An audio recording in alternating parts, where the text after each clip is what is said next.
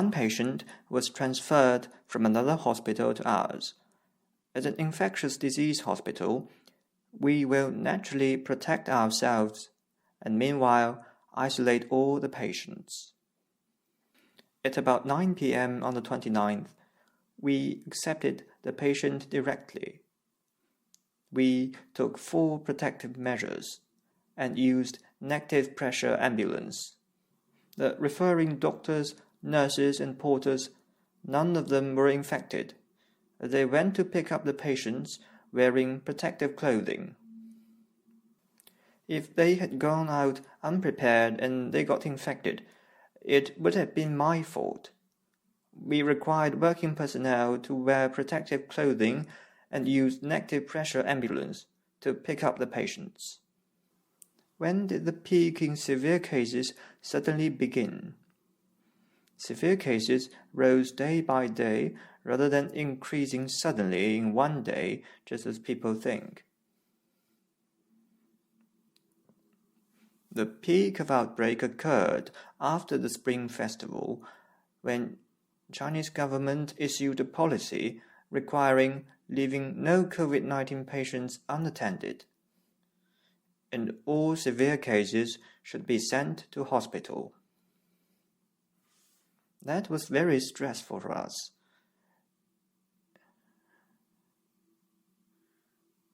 It was on around February the 2nd when there came a peak.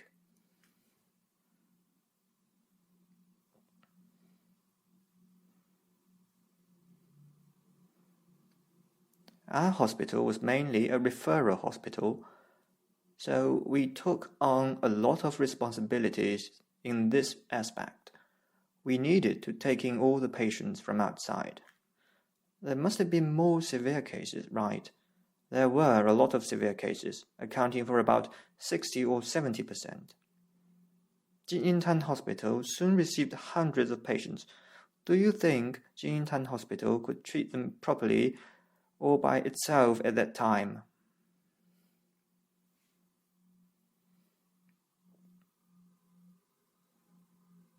From the very beginning, it has been given very high attention by the health commissions at the national, provincial, and municipal level. It's not just general attention, but instead very high attention. After the New Year's Eve meeting held on January the 1st, we already had a national expert group in our hospital. The experts held consultation for patients, no matter ICU patients or ordinary patients. There were 24 patients in total. None of them was missed. And on January the 3rd, an expert group from Hubei province was set up to help us with the treatment. At that time, apart from our team, teams from other hospitals were busy working in the ICU of our hospital for support and guidance. So I just want to emphasize here that we had not been fighting alone from the very beginning. We were a great team working together, because I didn't have the ability to mobilize resources from Hubei province and other hospitals. It is the result of mobilization of the entire health system from the country to Hubei province, then to Wuhan city. Later, we began to admit more and more inpatients. After January the 10th, there were more than 100 patients. But we only had 14 beds in the ICU, which were obviously not enough.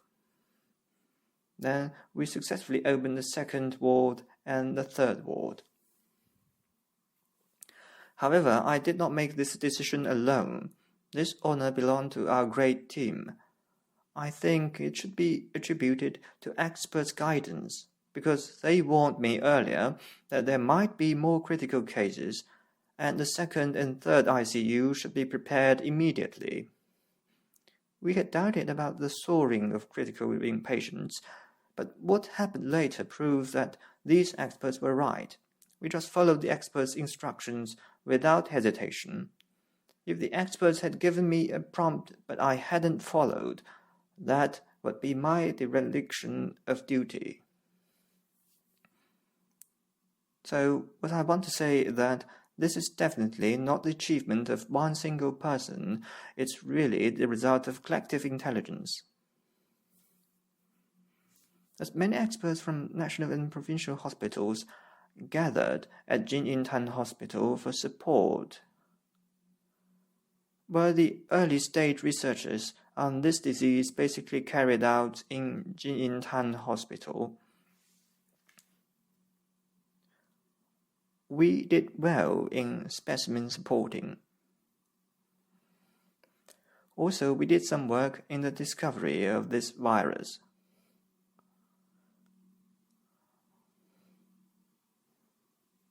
On January the 3rd, we were asked to provide the patient's serum specimen.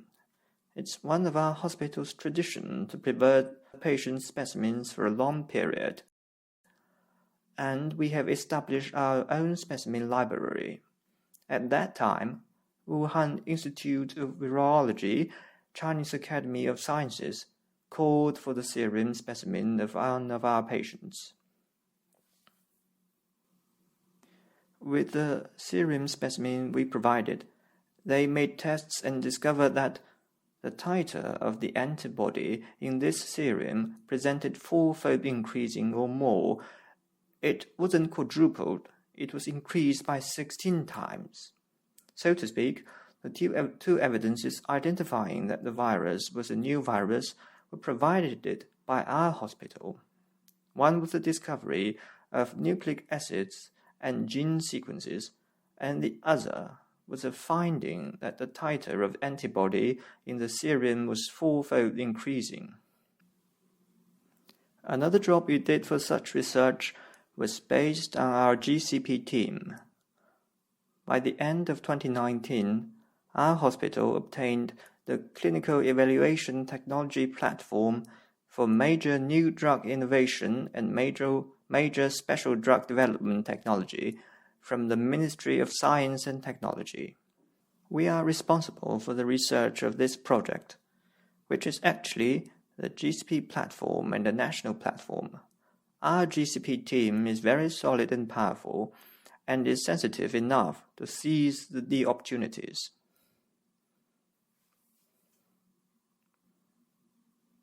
Cao Bin, one of our professors, talked about antivirals as early as on January the 1st. He recommended 2 drugs, of which one needed to be imported and the other was remdesivir. Remdesivir is a drug for AIDS. As our hospital provides treatment for AIDS cases, the drug was available in our inventory. Although it was not a rigorous clinical study, we had been administering this medicine to patients since January the 6th. This research project got approved and initiated on around January the 8th. After ethics committee review and project initiation training, the project was officially launched on around January 11th. Considering provincial experts came and the national expert group was here, why was the mortality rate still so high? It had something to do with the characteristics of the disease. We couldn't understand that at the beginning. After learning about the characteristics of the disease, we think the mortality is understandable. The post-mortem examination of quite some dead patients indicates that endotracheal intubation had not been carried out for them before they died. These patients were diagnosed as severe but not critical cases, that their symptoms were not critical. However, they died before developing serious enough to have endotracheal intubation. From the post-mortem examination of the 12 dead patients, we can see that they died suddenly before developing into critical cases to accept intubated treatment. They died of complete damage of lungs. From the autopsy results, we can see that the patient's alveoli were completely stuffed. The alveoli collapsed and the structure was damaged. Only a few lung units had been working for a long time. The function of alveolar expansion was lost. Hypoxia or chronic hypoxia caused damages in other organs. Of course, there were other factors, such as heart damage and liver damage.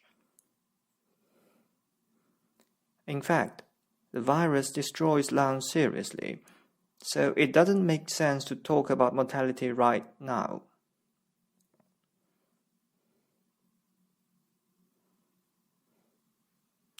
There is another reason. At that time, the base of statistics was very small, so the absolute mortality seemed high. The death rate would remain very high, if no new cases were reported. Now the number of confirmed cases is huge, so the death rate declines. Yes, small base was one of the reasons, and the earliest cases were probably severe and critical ones. Yes, the patients admitted to hospital were dying. Did you feel stressful back then? Yes, definitely. Because it was my responsibility. The patients were handed over to us. We saw them dying but could do nothing. In early days, endotracheal intubation meant that the final treatment for the patients. We saw them dying, but we cannot do anything.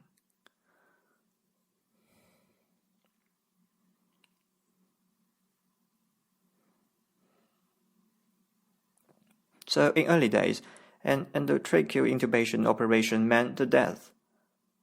It started out like this. But then the experts came and the treatment solution was adjusted. We thought the patients would be saved if we managed to make them breathe on their own with high flow and non-invasive oxygen supply, which helps to reduce infection or other problems associated with invasive ventilation. In fact, it is a process of learning. Violent cough and breathing will cause lung damage even without endotracheal intubation. Patients in ICU were quite anxious. A 40-year-old woman who was conscious thought she was going to die during high-flow oxygen treatment, and she kept saying she wanted to go home. The doctor had to keep comforting her. You can't go home in such a situation. Instead, you should actively cooperate with the doctors and nurses during treatment, because we are excellent and we are willing to help you. Don't be scared off, although we look like monsters in protective gowns with the goggles and masks on. The patient calmed down gradually. Finally, she recovered and was discharged. Director Zhang, we know some of your colleagues, families, and friends were also infected. How did you feel? Were you scared or not? Of course, I was scared. I felt scared when my colleagues and then my wife were infected, because I knew the disease. Especially in the early days, you didn't know the evolution of the disease. It seemed to be okay when you knew nothing about it at first, as most viral diseases are self-cure diseases. Some infected patients healed by themselves.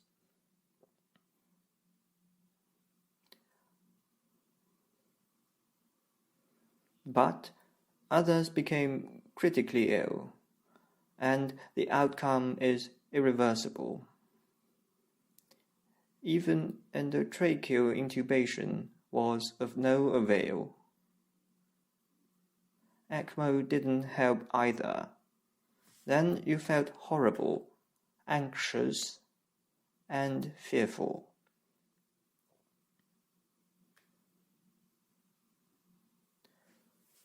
We have 2 colleagues infected. One of them were found critical when the symptoms occurred. He was the first among our colleagues to get infected.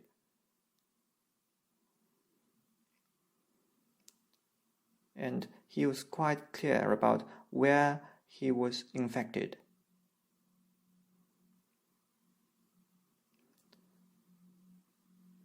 As we were very confident in remdesivir at that time, he asked to take this medicine. But then remdesivir began to work. He was discharged a week ago. However, his lungs were damaged so severely that his lung functions needed to be maintained with continuous oxygen therapy even after he was discharged. He was in hospital for nearly an entire month, and he was kept in hospital because his lung had suffered a severe damage. Another patient is my colleague's father. The father stopped taking remdesivir as he suffered a lot of gastrointestinal reaction. Then his status got worse and worse. Although endotracheal intubation and ECMO had been adopted, he eventually died. And Director Zhang, when did your wife find herself get infected? She was confirmed on January 19th. Her symptoms were very typical. On January 14th, she felt a little uncomfortable and had a low fever. So she conducted a CT scan, the result of which revealed that there was indeed a problem. Then she had her throat swabbed. The test result was positive. She was soon hospitalized. It was really a difficult time. I had to face a huge stress from both the hospital and my family. The stress doubled. And did you have enough time to rest? I almost had no rest time. In most cases, I slept in the duty room. Sometimes about every 2 to 3 days, I was able to go home for a sleep. Director Zhang, there is one more question. It's about autopsy, which drew great attention. In fact, you had been trying to do autopsy from the very beginning. Up till now, all the autopsies have been done in your hospital, right? Out of the 13 autopsies, 12 were successfully mobilized by us. At the beginning, due to insufficient knowledge of laws and regulations and a lack of policy support, we failed to persuade the patients' families. Later, based on the requirement of NHC, the Health Commission of Hubei Province promoted the implementation of autopsy, and we were then required to complete 10 autopsies within a week. At that time, we thought it was a mission impossible, but instead we turned out overfulfilling the task by doing 2 to 3 autopsies per day. According to the Article 46 of the law of the PRC on the prevention and treatment of infectious diseases, in order to find the cause of the infection diseases, a medical institution may, when necessary, conduct autopsy on the corpses of patients with infectious diseases and shall inform the same to the family of the deceased.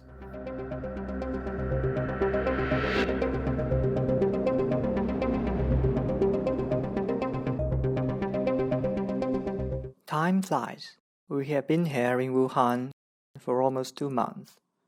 The strong desire for fighting against the coronavirus we cherished when landing in Wuhan is still vivid in my mind. At that time, the city was just locked down and seemed quite miserable. The mortality of severe virus patients was very high. The whole nation felt heartbroken. Wuhan's healthcare system, including Tongji Hospital's Sino-French New City branch, SFNCB, was basically overwhelmed. To respond to the government's call of leaving no COVID-19 patients unattended, SFNCB, where we were working, upheld the principle.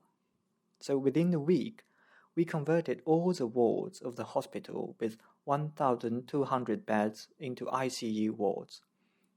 We were appointed to take over the hospital as a whole. 50 beds per ward. We converted them from general wards to ICUs for severe respiratory disease patients. There were many patients back then who had been admitted to different community hospitals or other hospitals, but they were severe cases of coronavirus. Secondly, medical equipment were far from enough, including the oxygen supply along the walls of wards. As general wards, the design for general wards accommodating 1,200 beds, for respiratory pneumonia, oxygen therapy is critical for treating respiratory failure. Oxygen supply is a must. Therefore, the conversion includes renovation of oxygen gas circuits and pipelines. For those that could not be renovated, we took the simplest way, the old-fashioned way, using oxygen tanks. We also faced difficulties in equipment and in PPE. However, we managed to respond to various challenges with the coordination of local hospitals and solve them one by one. Within less than 3 days, we converted the general wards into respiratory ICUs. This is my first point of sharing.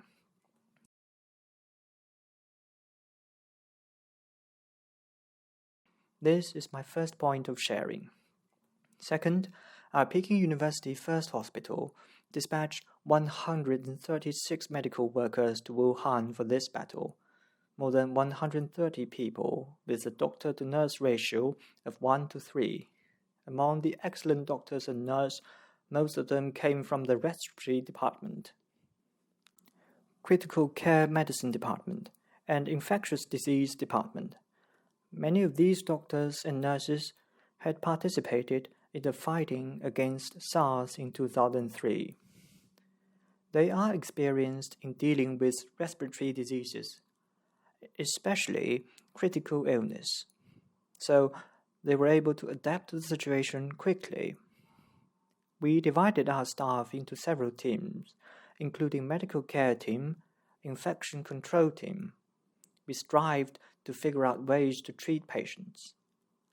As for our physicians, most of them hold certificate of physicians and deputy chiefs, with more than 10 years of professional career in our hospital. They are clinically experienced. That is exactly the reason why I say we are a powerful team, representing the quality and capability of our hospital. It's the second point.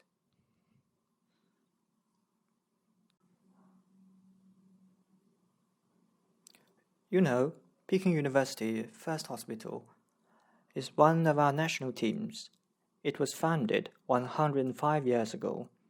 We are quite experienced in treating critical illnesses. We have multidisciplinary advantages. We have world-class expertise and talents. All these edges gather and come into play. Patients' treatments are conducted under scientific and tiered management. With such a strategy, we invited the experts from 3 branch hospitals under Peking University Medical School and organized consultations. In addition, our team in Wuhan was supported by remote consultations for our staff in Beijing. With such measures taken, we think the treatment outcomes were quite optimal. Within less than 2 months, we treated almost 100 severe patients. So far, most of them have well recovered. COVID-19 pneumonia is a new disease. We encounter various difficulties in treating patients, especially the severe cases. The mortality of critically ill patients is very high. The mortality of elderly critically ill patients is even higher. The elderly usually suffer from multiple underlying diseases. With the multidiscipline advantages, talents, and expertise of Peking University First Hospital, we have adopted the unique solution featuring scientific classification and conducted targeted treatment. In our team, we have experts on endocrinology, digestion, and immunology. We classified patients scientifically. We divided the patients into mild, moderate, and severe groups, singling out patients with mild symptoms and isolating those with moderate symptoms. For each severe patient, a specific treatment group was assigned to design the treatment plan for him or her. The team members held frequent discussions and joint consultations. When the patient's condition was related to a specific discipline, the doctors of that discipline were invited to participate. So basically, each patient received a personalized treatment. Also, as I said, we mobilized resources of other hospitals affiliated to Peking University. 3 hospitals in total organized joint consultation on challenging and complicated cases. We also counted on the support from our headquarters. We need the support from our headquarters, the support from other relevant disciplines. The headquarters provided us with strong support. A treatment must be science-based. Apart from scientific treatment, humanitarian care is also essential. Some patients with COVID-19, when they were admitted to our hospital, especially those severe cases, they were in a sheer panic, even in despair. Sometimes they were reluctant to be retreated. For those, we should provide humanitarian care. In our medical team, 2 physicians are originally from Wuhan, and they can speak local Wuhan dialect. So we arranged them to work in daytime shifts to enable them communicate more with patients, especially those with severe symptoms, to ease up their anxiety and to boost their confidence, so that they could be cooperative. On nursing, our nurses on intensive nursing care put their hearts into patient care, and therefore reduced complications. This is a new disease. Our understanding is still limited. We are still learning and exploring. For instance, antiviral treatment. So far, we haven't identified the specific medicine against it. So when we use antiviral medicine, we try to simplify the medication plan. Many of the patients admitted were transferred from elsewhere. They had been treated with 3 to 4 antiviral drugs. We didn't think it's reasonable, and it would only hurt patients given the drug's toxicity. It would hurt patients' hepatic and renal functions. So based on our empirical experience, clinical and evidence-based medical evidence, and literature reference, we prescribed medicine that were truly effective, that were suitable for his or her hepatic and renal circumstances, and suitable for his or her age group. Such treatments were targeted. For others, such as mechanical ventilation, when to use invasive or non-invasive treatment. For this pneumonia, moving forward, late-stage screening should be emphasized. This is the key. Mastering mechanical ventilation, vitals monitoring, and indications. These are all essential. Also, glucocorticoid treatment. During SARS epidemic, for a while, we prescribed large dose of glucocorticoid, but afterwards, some patients were found to have osteonecrosis of the femoral head, ONFH, and some other complications. To treat COVID-19 patients, we suggest moderate dosing in the early phase, based on our expertise. Adopt moderate dosing as part of a reasonable treatment plan. Psychotherapists conducted remote consultations to relieve patients' anxiety. All these measures are important. We had a patient in extreme despair. He rejected our treatment, but with proactive psychotherapy and working other aspects, like helping him get in touch with his family, he was relieved and gaining confidence. Confidence is vital. Once he lighted up, he was very cooperative in the treatment. And the treatment outcome is unexpectedly good. Okay, our team members are outstanding. They do their job very well every day. Our patients and every one of us are deeply impressed. We have many touching stories. Let me tell you two. The first one, mother and daughters joined the battle together. The daughter is a nurse of critical care medicine. When SARS outbroke in 2003, she was still a kid. Her mother, as a chief nurse, joined the battle against SARS. The daughter is now a grown-up after 17 years. Today, she is so brave to join the fight on the front line against COVID-19 as a nurse. It's very touching. Another thing I would like to share is that patients suffering this disease tend to panic. As I said, back then, the healthcare system was disarrayed. Patients were transferred from one place to another, from community hospital to another hospital, then to SFNCB. Many of them suffered from family clustering infection. For example, one old man's spouse has passed away. His daughter and grandchild were quarantined elsewhere, and he was isolated in our ward, losing contact with his family. In that situation, the patient was much reluctant to receive treatment.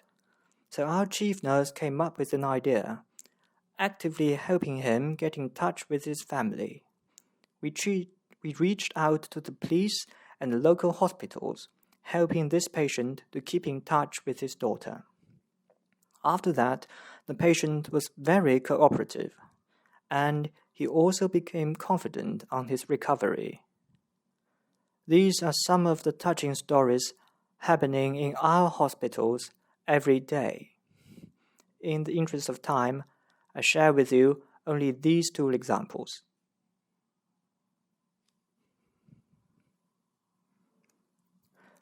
Currently at SFNCB, in the past, it was patients waiting for a bed.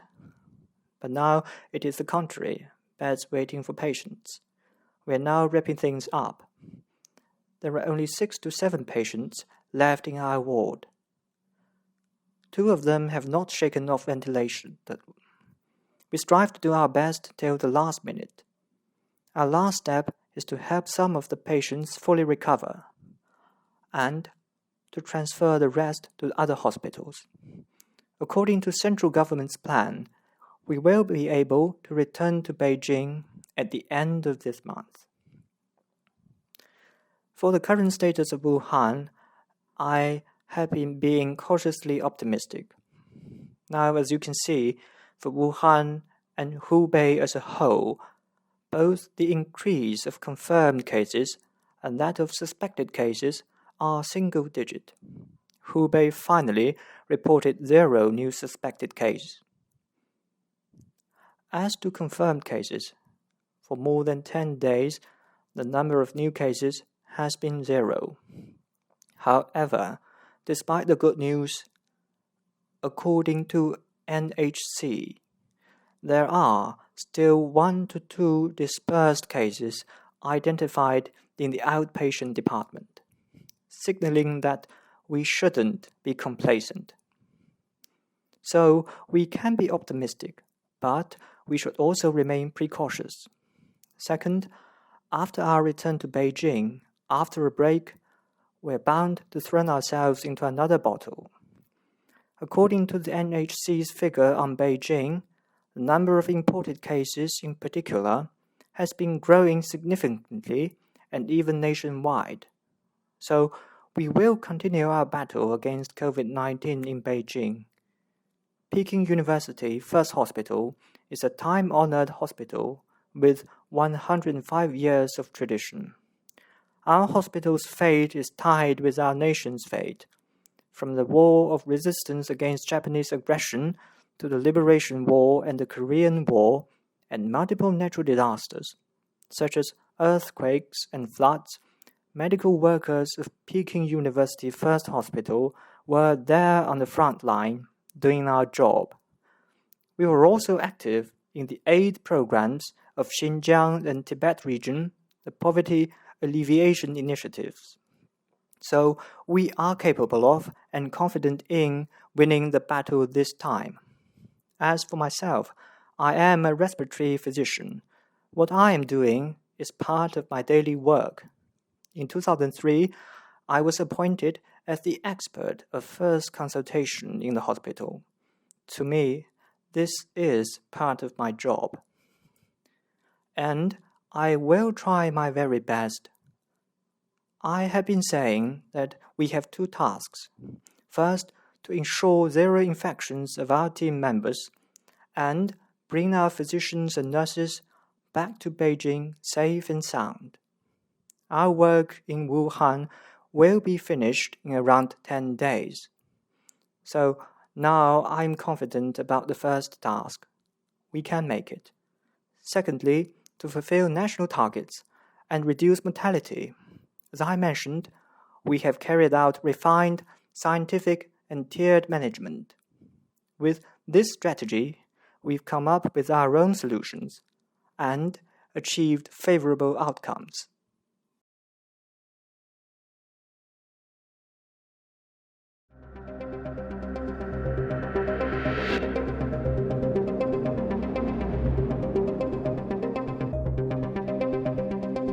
Hello, everyone, honorable experts, and dear audience.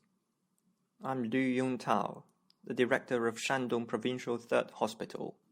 Today, I will introduce the management of a makeshift hospital during the epidemic and the anti-epidemic actions.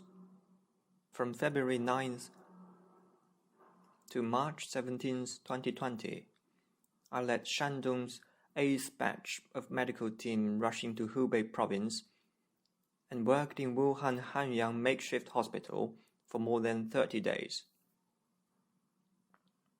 I was appointed as the deputy director of this makeshift hospital and mainly responsible for medical rescue. As one of the 14 makeshift hospitals in Wuhan, Hanyang Makeshift Hospital got ready for patients' treatment at 4 p.m. on February the 11th. Our medical team and I were the earliest team that entered the hospital, and we'd been working there until it closed on March the 8th. There are 960 beds in Hanyang Makeshift Hospital. Shandong medical team was responsible for medical treatment of 480 beds. We have totally treated 599 patients, among whom 291 were transferred and 308 were cured and discharged. From this diagram, we can see that the makeshift hospital opened on February 11th, and we found the number of admitted patients soar on February the 12th. In fact, before they were hospitalized, these patients were at home or the community. There were 14 makeshift hospitals in Wuhan totally. From February 4th to February 17th, in less than half a month, 14 makeshift hospitals were built. The makeshift hospitals got support from 22 national emergency medical rescue teams, 3 national mobile PC laboratories, and more than 30 medical teams arrived in 2 batches, and 15 nursing teams, including a team of radiographers. A total of more than 7,000 medical workers gathered to serve the makeshift hospitals in such a short period of time. By March the 10th, the 14 makeshift hospitals in Wuhan accomplished their historical missions. We set rep-up operation, meaning that it might be necessary for us to get ready at any time. We were also waiting orders. By then, more than 13,000 beds had been offered actually by the makeshift hospitals in Wuhan. We had received more than 12,000 patients in total, accounting for a quarter of the total number of coronavirus cases in Wuhan. As for the background of building makeshift hospitals, as what I said just now, they were founded in a very urgent situation. Coronavirus broke out in Wuhan, Hubei in January, and the number of cases kept rising. Medical resources, especially the beds for confirmed cases, were far from enough.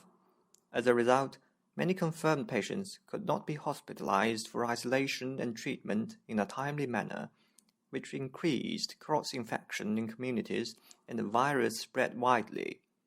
Therefore, at 10 a.m.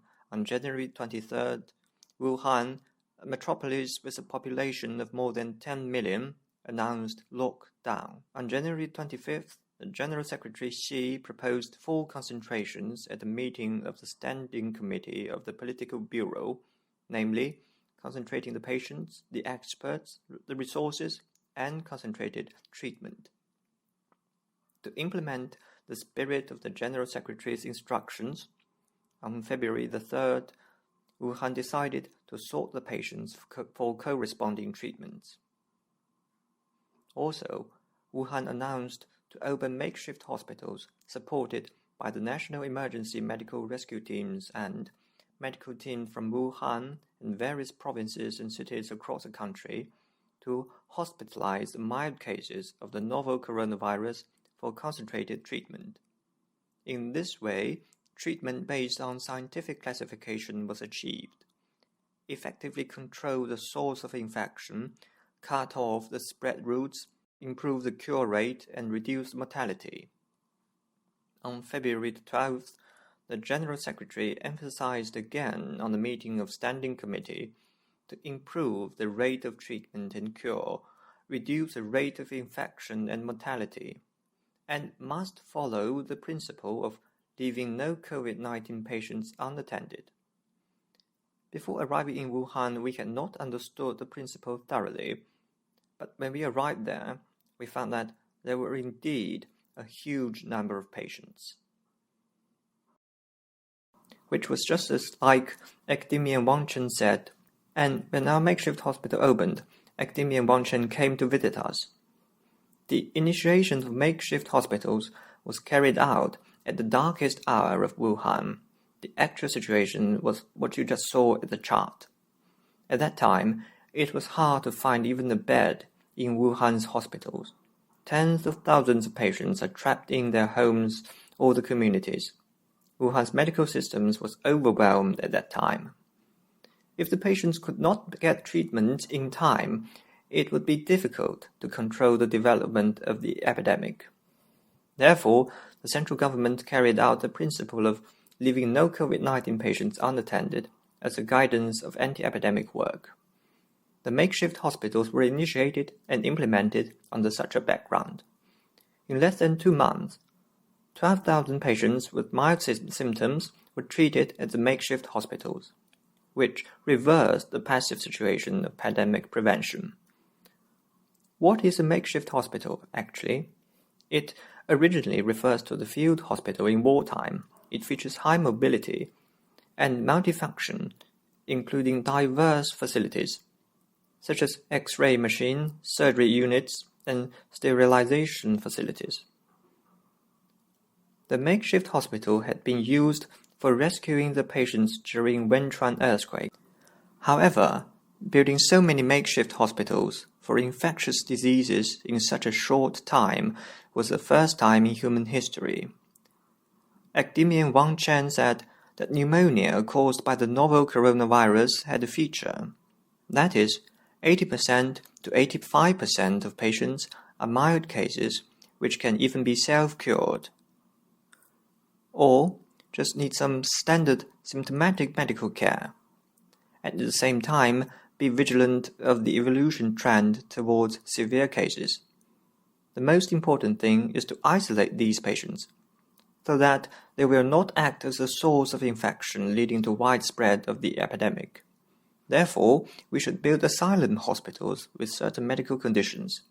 The full name of such kind of hospital, according to Academia Wang Chen, should be makeshift asylum hospitals, shortened as makeshift hospitals, I think. What are the basic functions of a makeshift hospital?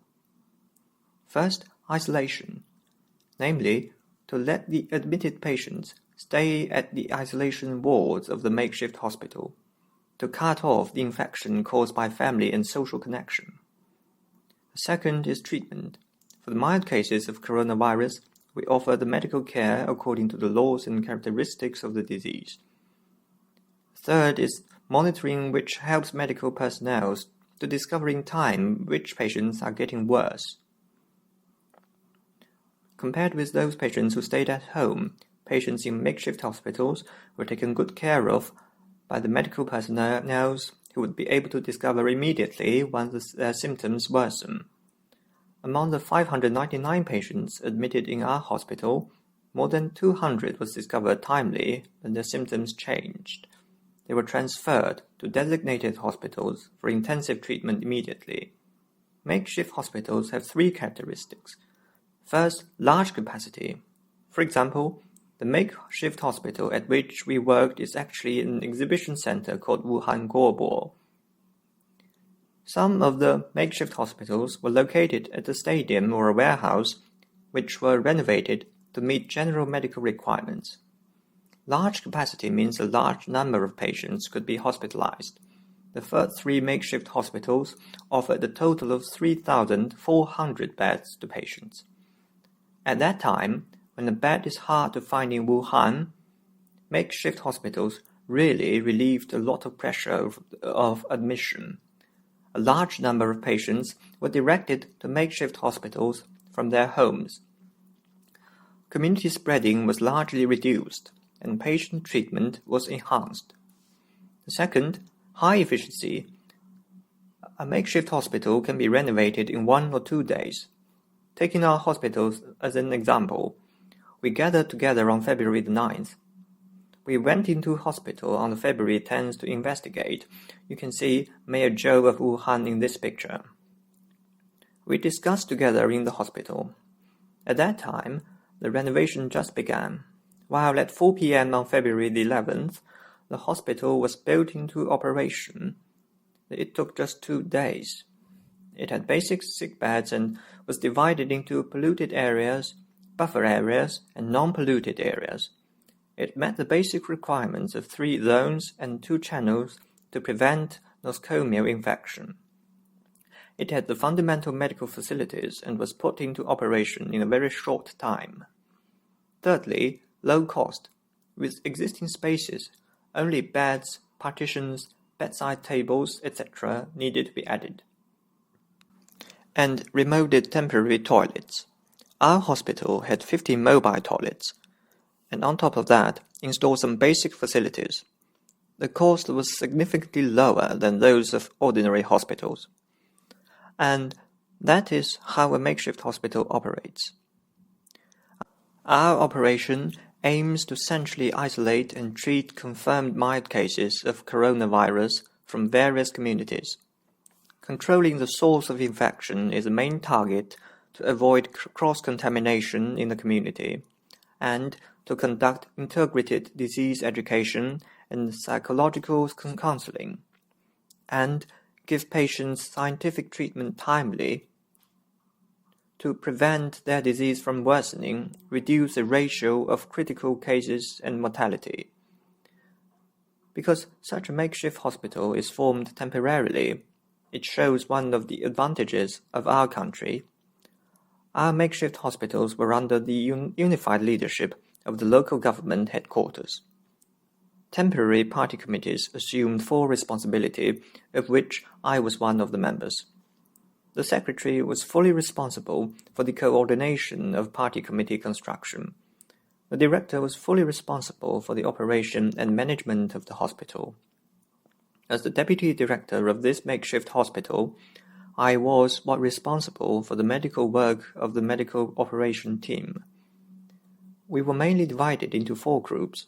One was the comprehensive information group, being responsible for coordinating the operation plan, including some material issues. The second was the medical operation group, which was mainly responsible for the designation and implementation of the core institution and procedures related to the medication plan, especially the summary of information. The third was the nosocomial infection control group. This was also a requirement for good protection.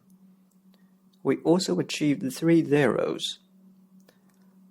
0 deaths of patients, 0 infection among medical staffs, and 0 return of discharged patients to makeshift hospitals.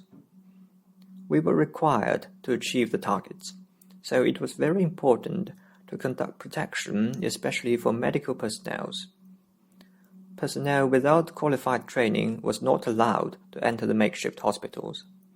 The fourth was the logistic support team, including ensuring patients' daily life and the maintenance of social facilities, and also supply of some medicines, disposal of medical waste, etc.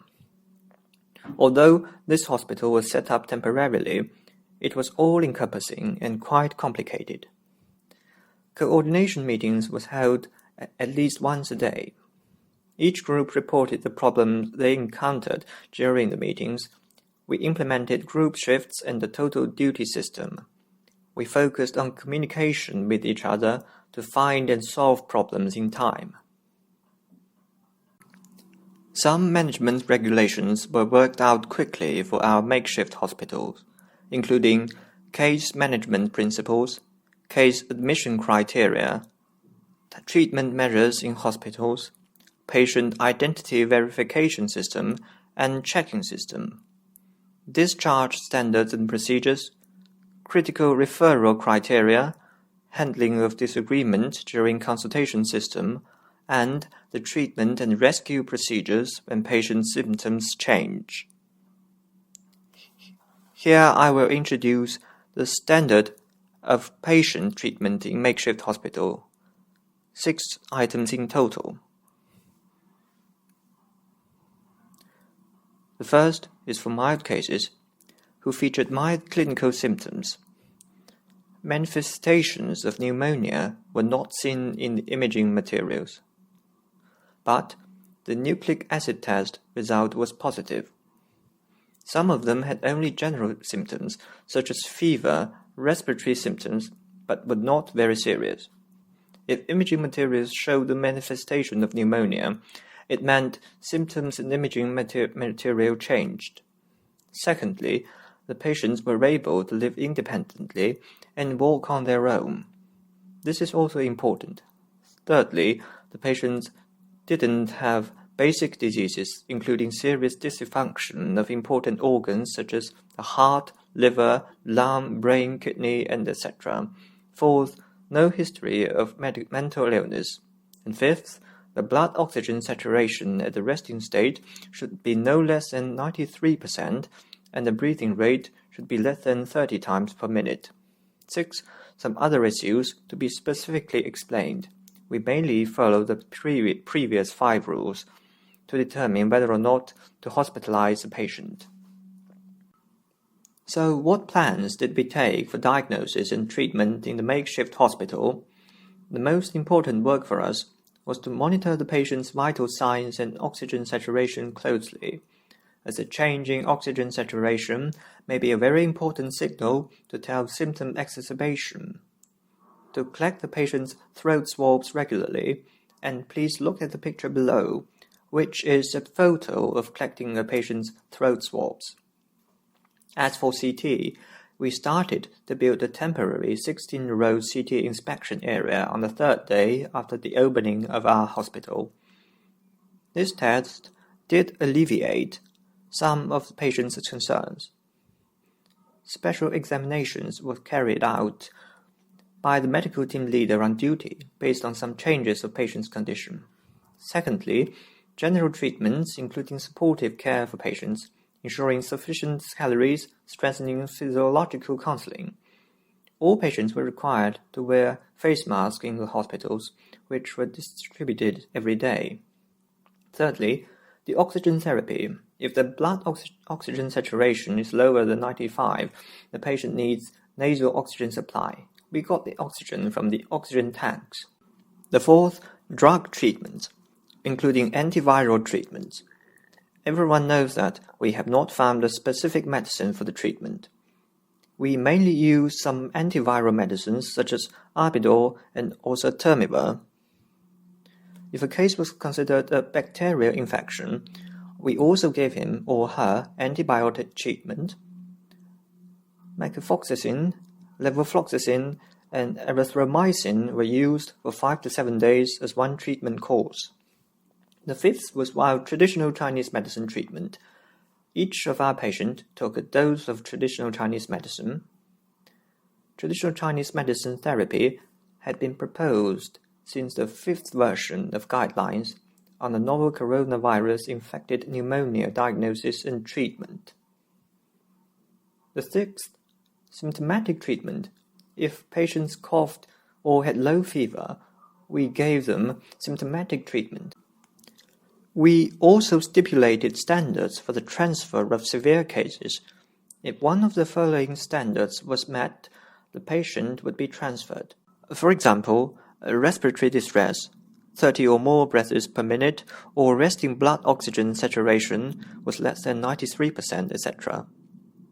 Persistent high fever, body temperature exceeding 38.5 degrees for more than 2 days. These were the standards of transferring to designated hospitals. At the same time, we stipulated discharge standards. Body temperature being normal for more than 3 days.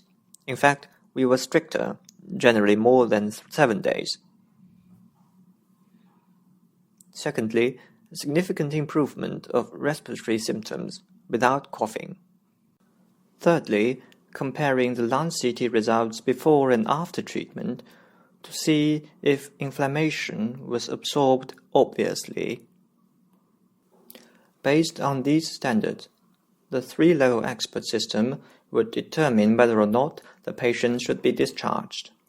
The first was group level, then the makeshift hospital level, and finally the joint discussion. A key rule was that negative nucleic acid test results had to be seen twice. The interval between the 2 tests had to be longer than 1 day. The fifth, in the case of no oxygen inhalation, fingertip oxygen saturation should be greater than 95%. What's more important is that the entire course of the disease must exceed 14 days.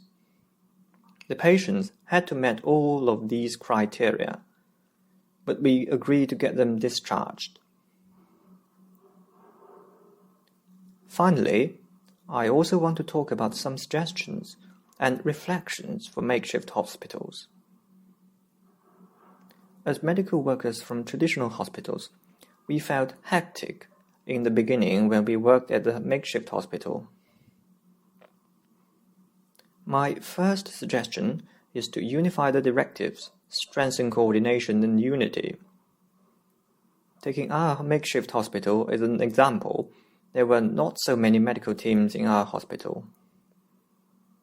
Compared with Wuhan Keting Makeshift Hospital, where more than 10 medical teams were working together, our makeshift hospital was supported by the Maternal and Child Health Hospital of Hubei Province, and supported by the Emergency Medical Rescue Team from Fujian and Sichuan Province, and the medical teams from Shandong, Sichuan, and Hebei Province.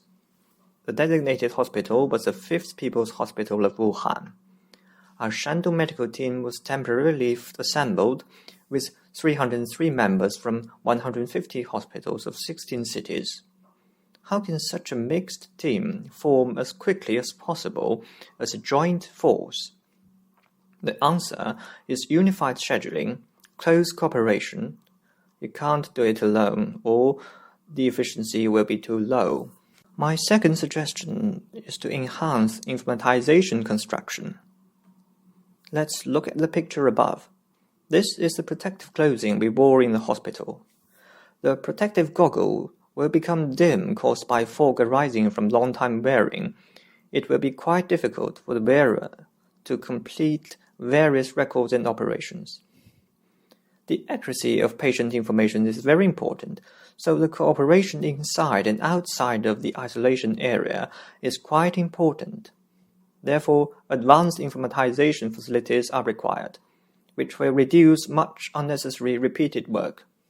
The third thinking is about psychological counseling and humanitarian care, which is quite important for the patients, as I learned in the makeshift hospital. Because the patients in the makeshift hospital were easily anxious, the medical staff needed to provide more psychological counseling to them. Our Shandong medical team established the Hanyang Makeshift Hospital Family Group and posted the QR code on our clothes. Patients could directly scan the QR code to enter the group, given that we were wearing the protective clothing in the hospital. And there were too many patients. We didn't have much time to communicate with them, so we used the WeChat group to communicate with the patients. We arranged at least 3 of our teammates on duty every day to offer 24-hour online services. We answered the questions of the patients. We carried out anxiety and depression psychological tests. The counseling team screened patients for severe psychological problems based on the test results. We conducted one-on-one focused psychological intervention. This walking QR code was quite popular among patients. More than 230 patients joined this group, and our teammate conducted psychological counseling for 232 patients. Sent more than 1,000 replies, spent over 10,000 working hours, received more than 350 praises from patients. Our walking QR code was reported by many media, including CCTV News, China.com, China.org.cn, and Xinhua.net, etc., and achieved good social effect. We also established a nucleic acid-positive patient group. Some patients felt anxious when they saw the negative results of others. Therefore, we provided medication guidance and psychological counseling, especially to patients with basic diseases and were reported nucleic acid positive. For these patients, we focused on the entire process of management and developed detailed and standardized diagnostic procedures for them, and invited our professional psychologists to provide them with counseling, which promoted effectively the patient's psychological rehabilitation. We received unanimous recognition and praise from patients, so our Shandong medical team achieved not only 3 zeros but 4 zeros. The fourth one was 0 complaint.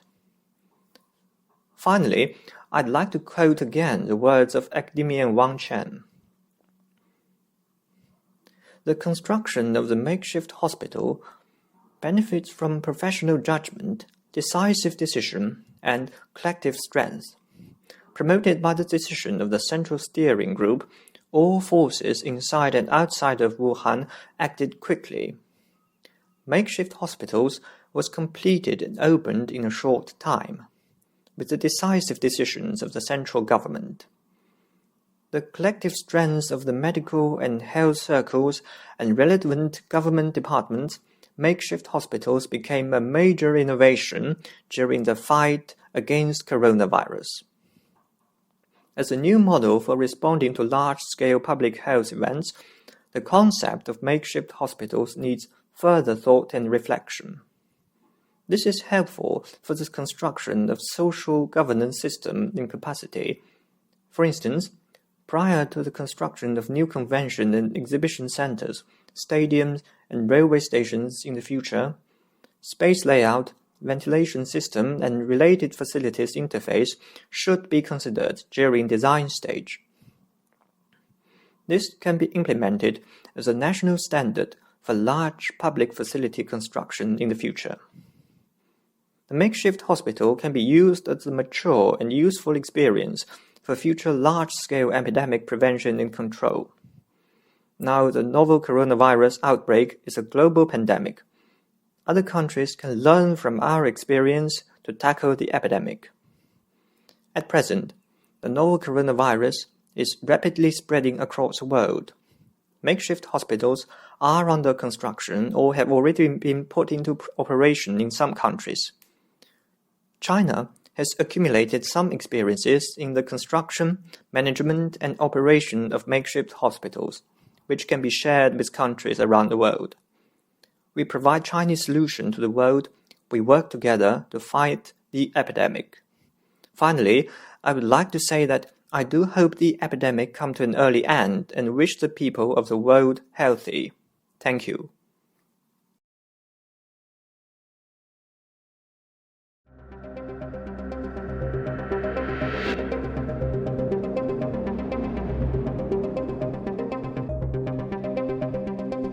Hello, everyone.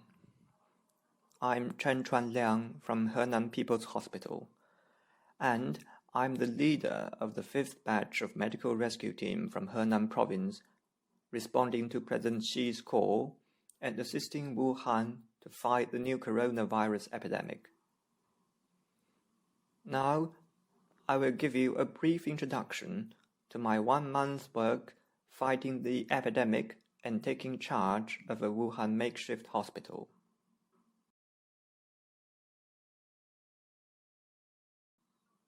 Hello, everyone. I'm Chen Chuan Liang from Henan People's Hospital. I'm also the leader of the 5th batch of medical rescue team to Wuhan from Henan Province. Viruses know no borders, and the international community needs to work together to fight against it, among which the most important thing is to harness mutual understanding, trust, and support across borders. The director of the WHO Joint Mission on COVID-19 once said, "China has set up a good example. In China, scientific spirits and efficient institutions are of great reference to the world in fighting COVID-19. The coronavirus epidemic engulfed Wuhan at the end of 2019. The rapid spread of population movements across the country during the Spring Festival put even heavier burden on the prevention and control of the epidemic.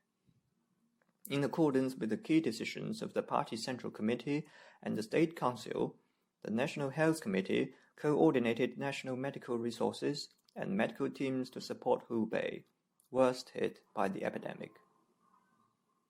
Go where there is epidemic, fight till it perishes. Henan Provincial People's Hospital fully grasped the importance and urgency of epidemic prevention and control. In the late night of February the 8th, after receiving superior's direction, rapid deployment was made. And in the early morning of February the 9th, we established an elite medical rescue team encompassing professional and experienced personnel.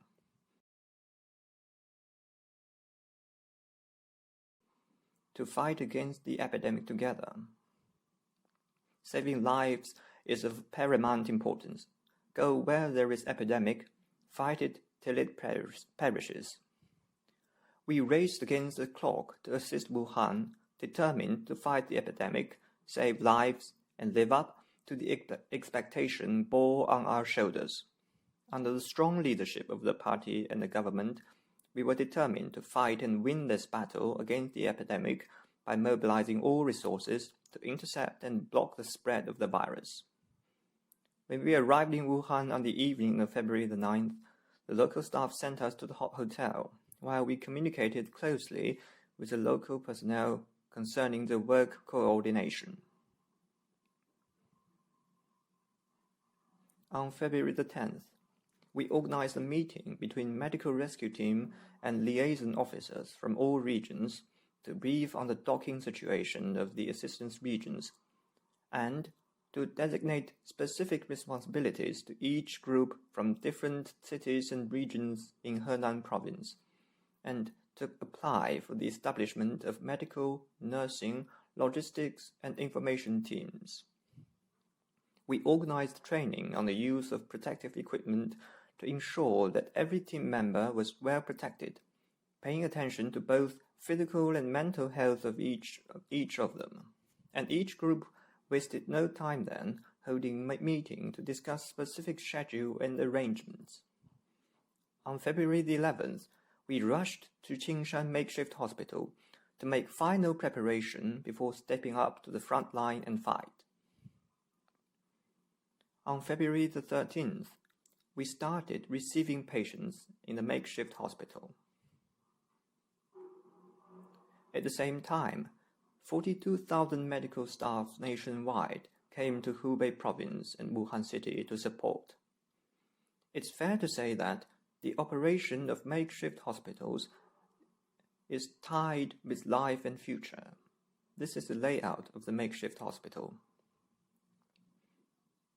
Let me introduce some of the detailed work in the makeshift hospital. Qingshan Makeshift Hospital was renovated from Wisco Sports Center.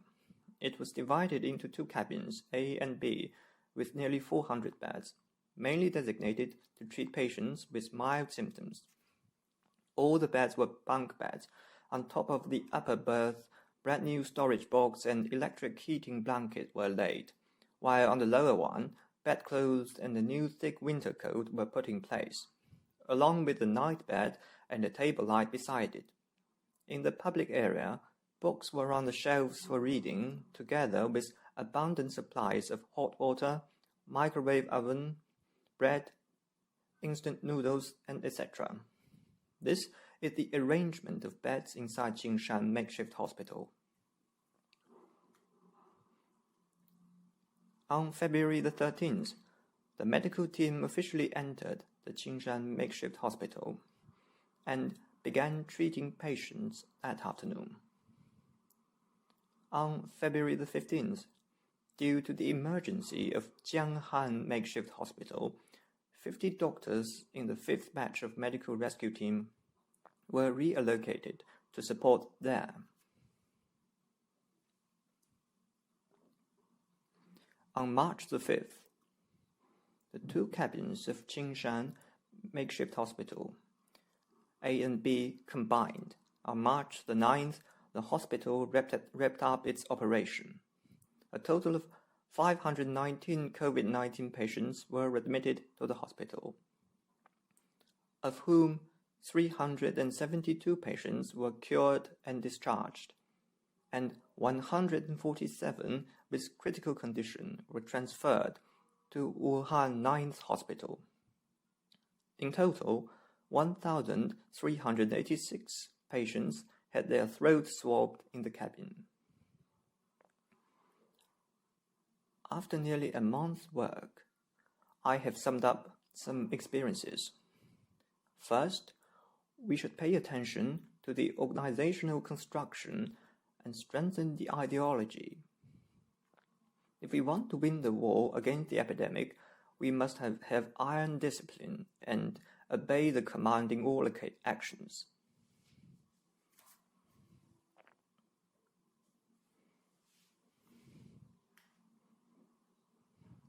On the second day after arriving in Wuhan, the 5th batch of medical team submitted the application to Henan Provincial Health Committee for the establishment of a temporary party committee and was instantly approved. We assessed expertise and capabilities and set up professional teams, infection control groups, medical groups, and nursing groups accordingly.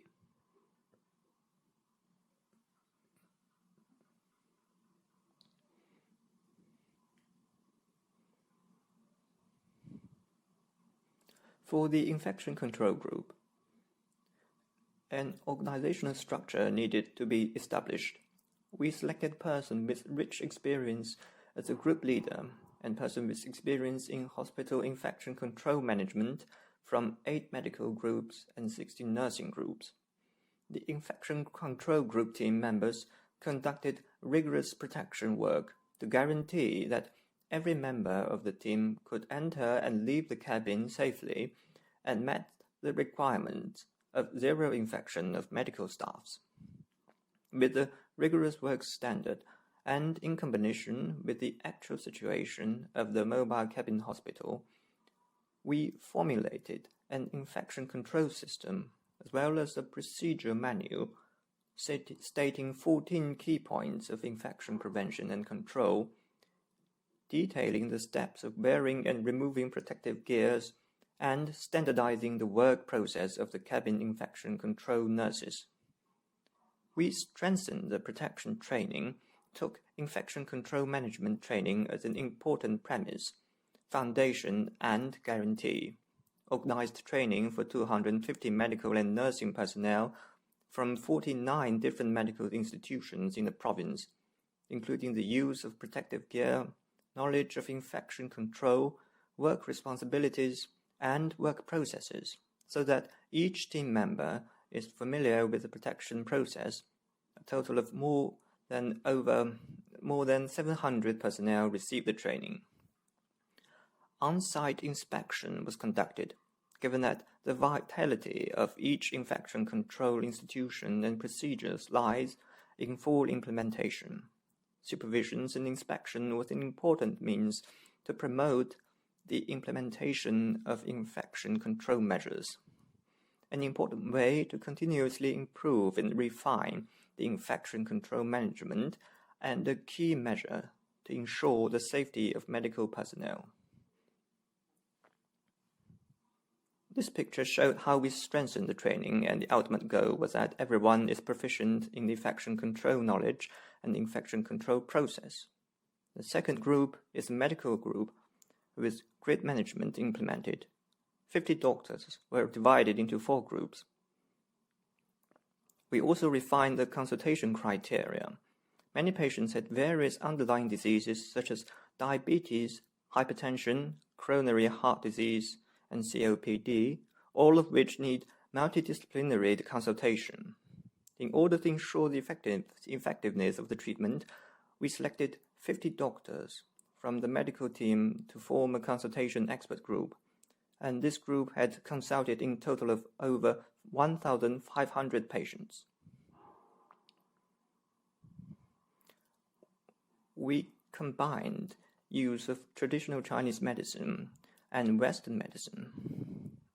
After receiving patients in the hospital, the leader of the medical group set up a TCM group, formulated the implementation scheme of TCM in Qingshan Makeshift Hospital and the TCM patrol system, and also cooperated with relevant research projects of the State Administration of Traditional Chinese Medicine, reporting the usage of TCM every day, with a total of 120 complete reports on TCM submitted.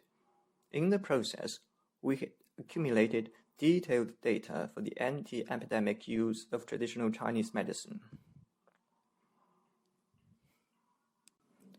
Psychotherapy and sports assist rehabilitation. The medical group actively contacted professional music therapists, making full use of the broadcasting equipment in the cabin, and provided music therapy and psychological counseling. The medical group paid special attention to some patients with insomnia, depression, and other negative emotions. The medical group also encouraged patients to carry out appropriate exercises in the cabin to facilitate their recovery. The third is nursing group. 200 nurses were divided into 4 groups, with each group selecting the person with strong expertise and management experiences as a group leader. Each group was further subdivided into 4 groups, with each group have a group leader for management. We established human resource management system. According to the internal layout of Qingshan Makeshift Hospital and the number of beds, 13 duty areas were divided inside 2 compartments, and a 24-hour shift system was established to ensure sufficient rest for nurses. We also established a training system, mandating a 3-day advanced training prior to entering service in the makeshift hospital, and training programs of which encompassed basic knowledge, personal protection, disinfection, and isolation. And after entering the hospital, specific training was given, with a combination approach both online and offline, including various nursing operation specifications, work responsibilities for each shift, rules and regulations, emergency treatment, psychological equivalence, etc. Based on specific needs, we set up 3 nursing stations, which were duty shift, assistance shift, and supply shift. The duty shift nurses were mainly responsible for ward inspection, condition monitoring, treatment, health education, in and out of hospital handling, psychological care, cabin cleaning and disinfection, etc. The assistant nurses and supply nurses had other designated responsibilities.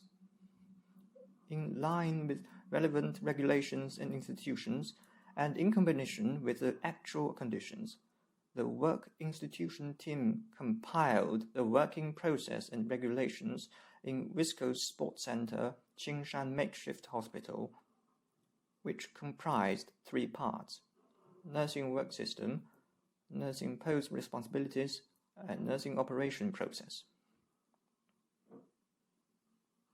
We paid great attention to humanitarian cares, to the physical and mental state of every nurse. We required nurses to report their body temperature every day and report immediately in case of any respiratory symptoms and other discomfort, all of which were then summarized to form a daily report so that management directors could be dynamically notified of the physical conditions of nurses and take effective measures in time when necessary. Third, to stabilize the supply of materials and to ensure frontline protection, we set up a logistic group to actively communicate with local medical institutions and coordinate the supply of materials. We formulated a material management system, taking note of inventory of all hospital materials and make registration, preparing protective supplies for personnel entering the cabin each day so as to ensure their safety. We saw to the implementation of the management system. We received goods and materials from the society in strict accordance with the regulated procedures. After the cabin was closed, the remaining materials would be donated to the 9th hospital in Wuhan. The establishment of logistic support team and the streamlined procedures had laid a solid foundation for fighting against COVID-19 and tackling with emergencies. Fourth, to step up efforts in publicity and mobilization, we hardened determination to fight against the epidemic and established a publicity team mainly responsible for the publicity work of the medical team, including taking over the Qingshan Makeshift Hospital, their daily work, touching deeds during work, daily work summaries, daily monitoring of physical condition of each member and team cultural activities. Our team members wrote 6 articles reporting the fight against the epidemic in total, including 2 articles to Chinese Society of Nursing. We also wrote 581 media reports, ranking the top among all medical teams nationwide. At 9 a.m. on March the 9th, with the discharge of the last batch of 18 cured patients, Wuhan Qingshan Makeshift Hospital cleared all patients and officially announced its closure. The 5th batch of Henan medical team in Wuhan, in Hubei, won the battle lasting nearly an entire month. Through the above measures, alongside grid management scheme, we set up a number of groups according to the medical situation. Finally, through our endeavor, we achieved the 4 zeros, namely 0 medical staff infection, 0 death, 0 reoccurrence, and 0 complaint. We have roundly completed the phased goal of epidemic prevention and control and secured the victory. We returned to Zhengzhou, Henan province from Wuhan on March the 19th.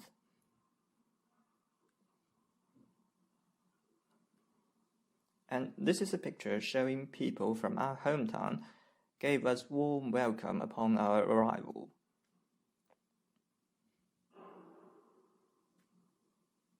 As President Xi said, "We are bound to win this battle against epidemic." And we firmly believe that.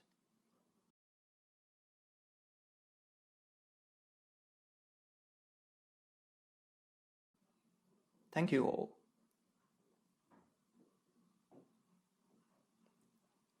If you have any question, you are welcomed to contact the conference team at any time.